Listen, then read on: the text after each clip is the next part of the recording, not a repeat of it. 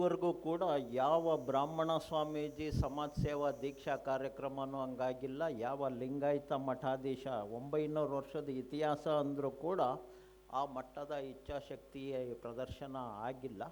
ಆ ಮಟ್ಟದ ಒಂದು ಕಾರ್ಯಕ್ರಮ ಛಲವಾದಿ ಗುರುಪೀಠದ ಪೀಠಾಧಿಪತಿ ಸ್ವಾಮೀಜಿ ಕಾರ್ಯಕ್ರಮ ನಡೀತು ಅಂತ ನಾನು ಇವತ್ತು ಮೆಲ್ಕಾಕೋದಕ್ಕೆ ಇಷ್ಟಪಡ್ತೆ. ನಾನಾದರೂ ಕೂಡ ಸ್ವಾಮಿ ಆಗಬೇಕು ಅಂತ ಅನ್ನಿಸ್ಕೊಂಡಿರಲಿಲ್ಲ. ನನಗೂ ಅದು ಇಷ್ಟ ಇರಲಿಲ್ಲ ಸ್ವಾಮಿ ಆಗಬೇಕು ಅಂತ. ಬಸವ ತತ್ವ ಮಹಾವಿದ್ಯಾಲಯಕ್ಕೆ ನಾವು ಎಲ್ಲ ಮರಿ ಸ್ವಾಮೀಜಿಗಳಾಗಿ ಅಧ್ಯಯನ ಮಾಡಬೇಕು ಅಂತ ಸೇರಿಸ್ಕೊಂಡಿದ್ರು. ಆ ಗುರುಪೀಠ ಕೊಡಬೇಕು ಅನ್ನೋಂಥ ವಿಚಾರ, ಮಠಗಳ ವಿಷಯನೂ ಆವಾಗ ಪ್ರಸ್ತಾಪ ಇರಲಿಲ್ಲ.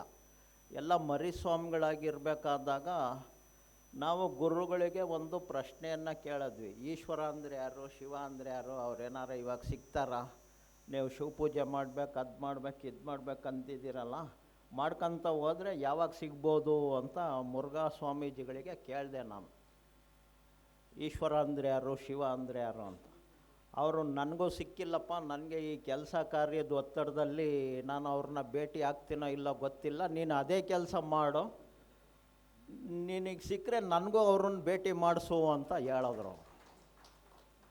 ಅದಕ್ಕೆ ಅವ್ರೇನು ಮಾಡಿದ್ರು, ಬಸವ ತತ್ವ ಮಹಾವಿದ್ಯಾಲಯ ಓಪನ್ ಮಾಡಿ ಮಾದಾರ ಚೆನ್ನಯ್ಯರಿಂದ ಹಿಡಿದು ಕುಂಬಾರ ಗುಂಡಯ್ಯರಿಂದ ಹಿಡಿದು ನಾವು ಕುಲ 18 ಜಾತಿಗೆ ಇದ್ದ ಮರಿ ಸ್ವಾಮೀಜಿಗಳಿಗೆಲ್ಲ ಕಾಲೇಜ್ ಓಪನ್ ಮಾಡಿ ಪಾಠ ಮಾಡೋಕ್ಕೆ ಅವಕಾಶ ಮಾಡಿದ್ರು.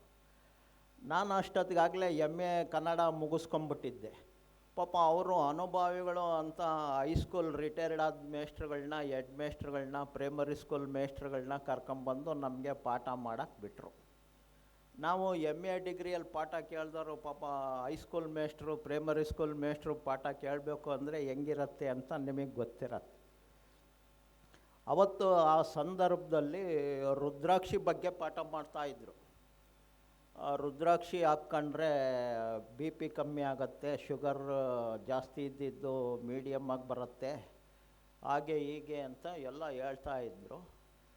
ಆವಾಗ ನಾನು BSc ಎಲೆಕ್ಟ್ರಾನಿಕ್ಸ್ ಅದು ಮುಗಿಸ್ಕೊಂಡು ಬಂದು ಕುಂತಿದ್ದೆ.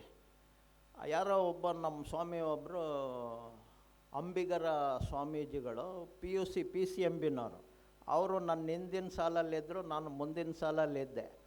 ಅವರು ನನಗೆ ಕೇಳಿದ್ರು, ಪ್ರಶ್ನೆ ಕೇಳ್ತೀನಿ ನಾನು ಅಂತ.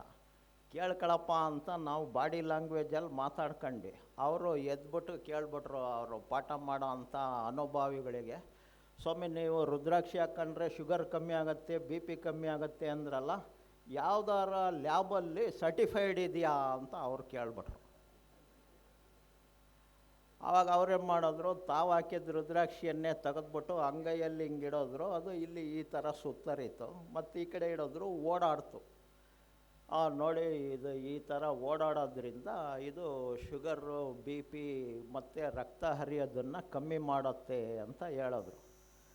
ಆಮೇಲೆ ಈಗ ಅವರು ಪಾಪ ಸ್ವಾಮೀಜಿಗಳಿಲ್ಲ, ಕಾಗಿನೆಲೆಯಿಂದ ಇರೋಂಥ ಬ್ರ್ಯಾಂಚ್ ಗುಲ್ಬರ್ಗ ಬ್ರ್ಯಾಂಚಲ್ಲಿ ತಿಂತಿಣಿ ಬ್ರಿಡ್ಜಲ್ಲಿರೋಂಥ ಸ್ವಾಮೀಜಿಗಳು, ಅವರು ನಾವು ಎಲ್ಲ ರೂಮ್ಮೇಟ್ಸು. ಅವರೇನು ಮಾಡಿದ್ರು, ಅವರು ನಾನು ಹಿಡ್ಕೊಳ್ತೀನಿ ಅಂತ ಹೇಳಿದ್ರು. ಆ ಗುರುಗಳಿಂದ ಅವರು ರುದ್ರಾಕ್ಷಿ ಹಿಡ್ಕೊಂಡ್ರು, ಅದು ಅವ್ರು ಹಿಡ್ಕೊಂಡಷ್ಟು ಓಡಾಡಲಿಲ್ಲ, ಸ್ವಲ್ಪ ಮಿಸ್ಕಾಡ್ತು ರುದ್ರಾಕ್ಷಿ. ಆ ಗುರುಗಳು ಹಿಡ್ಕೊಂಡಷ್ಟು ಓಡಾಡಲಿಲ್ಲ, ಅದು ಇಲ್ಲಿ ಅಂಗೈಯಲ್ಲೂ ಸುತ್ತರಿಲಿಲ್ಲ, ಇಲ್ಲೂ ಓಡಾಡಲಿಲ್ಲ, ಮಿಸ್ಕಾಡ್ತು. ಅವ್ರೇನು ಮಾಡಿದ್ರು, ನಮ್ಮ ಸ್ವಾಮೀಜಿಗಳು ಹಿಡ್ಕೊಂತಾರೆ ಇದನ್ನು ಅಂಥೇಳಿ ಅವರು ಸರ ನನ್ನ ಕೈಲಿ ಕೊಟ್ಬಿಟ್ರು. ನಾನು ಹಿಡ್ಕೊಂಡೆ, ನಿಗರ್ಕೊಂಡು ನಿಂತ್ಕೊಂಡ್ಬಿಡ್ತು, ಮಿಸ್ಕಾಡ್ತಲೇ ಇಲ್ಲ ರುದ್ರಾಕ್ಷಿ. ಆಗ ಹಂಗಾರೆ ಈ ಸ್ವಾಮಿಗಳಿಗೆ ರಕ್ತ ಓಡಾಡ್ತಾ ಇಲ್ವಾ, ರಕ್ತ ಇಲ್ವಾ ಅಂತ ಎಲ್ಲರೂ ಕೂಡ ವಂಡರಾಗಿ ಕೇಳೋಕ್ಕೆ ಶುರು ಮಾಡಿಬಿಟ್ರು. ಆವಾಗ ಹೇಳಿದ್ವಿ, ಇಲ್ಲ ಇದಕ್ಕೂ ಅದಕ್ಕೂ ಸಂಬಂಧ ಇಲ್ಲ, ರುದ್ರ ಅಂದರೆ ಜ್ಞಾನ ಅಂತ, ಅಕ್ಷಿ ಅಂದರೆ ಕಣ್ಣು, ರುದ್ರಾಕ್ಷಿ ಇದು ಜ್ಞಾನದ ಕಣ್ಣುಳ್ಳವನು, ಮೈಯೆಲ್ಲ ಕಣ್ಣಾಗಿರೋದು ಅಂದರೆ ಜಾಗೃತಿಯಾಗಿರೋದು, ಅವೇರ್ ಆಗಿರೋದು, ಬುದ್ಧ ಹೇಳಿರೋ ಪ್ರಜ್ಞೆಯಿಂದ ಇರುವಂಥದ್ದು ಅನ್ನೋದ್ರ ಸಂಕೇತಿಕವಾಗಿ ಇರೋವಂಥದ್ದು ಅನ್ನೋಂಥ ವಿಚಾರವನ್ನು ಹೇಳಿ ಫೈನಲ್ ಮಾಡಿ ಮುಗಿಸಿದ್ದಾಯ್ತು. ಅಷ್ಟೊತ್ತಿಗೆ ನಮ್ಮ ಪ್ರಿನ್ಸಿಪಾಲ್ರಿಗೆ ಕಂಪ್ಲೇಂಟ್ ಹೋಗಿತ್ತು, ಇಲ್ಲಿ ಈ ಥರ ರುದ್ರಾಕ್ಷಿ ಅಷ್ಟಾವರಣಗಳು ಅನ್ನೋದ್ರ ಬಗ್ಗೆ ಇವರಿಗೆ ಭಾವನೆ ಇಲ್ಲ, ಭಕ್ತಿ ಇಲ್ಲ. ಆ ಮಂಗಗಳನ್ನ ತಗೊಂಬಂದು ಇಲ್ಲಿ ಸ್ವಾಮಿಗಳು ಮಾಡಿಬಿಟ್ಟವ್ರೆ. ಆ ಸ್ವಾಮಿಗೆ ಹೇಳಿದ್ವಿ ಬೇರೆ ಜಾತಿಯರು ಬೇಡ ಅಂತ ಹೇಳಿದ್ವಿ, ಈ ಮಂಗಗಳು ಎಲ್ಲಿ ನಮ್ಮನ್ನು ಒಪ್ತವೆ ಅಂಥೇಳಿ ಅವರು ಪ್ರಿನ್ಸಿಪಾಲ್ರು ದೊಡ್ಡ ರಾದ್ದಾಂತವನ್ನು ತೆಗ್ದಿದ್ರು. ಆಮೇಲೆ ಕೂಲಂಕುಷವಾಗಿ ಇದನ್ನೆಲ್ಲ ಮುಗಿಸಿದಾದ್ಮೇಲೆ ಅವರೇನು ಮಾಡಿದ್ರು, ಇದಕ್ಕೆಲ್ಲ ಕಾರಣ ಇವನೇ ಚಲವಾದಿನೇ ಕಾರಣ ಅಂಥೇಳಿ ಅವರೇನು ಮಾಡಿದ್ರು, ನೀನು ಪರೀಕ್ಷೆ ಇದ್ದಾಗ ಮಾತ್ರ ಹೋಗಿ ಪರೀಕ್ಷೆ ಬರೆಯಪ್ಪ, ಅಲ್ಲಿ ತನಕ ನನ್ನ ಜೊತೆಗಿರು ಅಂಥೇಳಿ ಅವರಿಗೆ ಪಿ ಎ ಆಗಿ, ಅಸಿಸ್ಟೆಂಟಾಗಿ, ಕಾರ್ಯಕ್ರಮದ ಮ್ಯಾನೇಜರ್ ಆಗಿ ಇಟ್ಕೊಂಡು ಅಡ್ಡಾಡೋಕ್ಕೆ ಶುರು ಮಾಡಿಬಿಟ್ರು.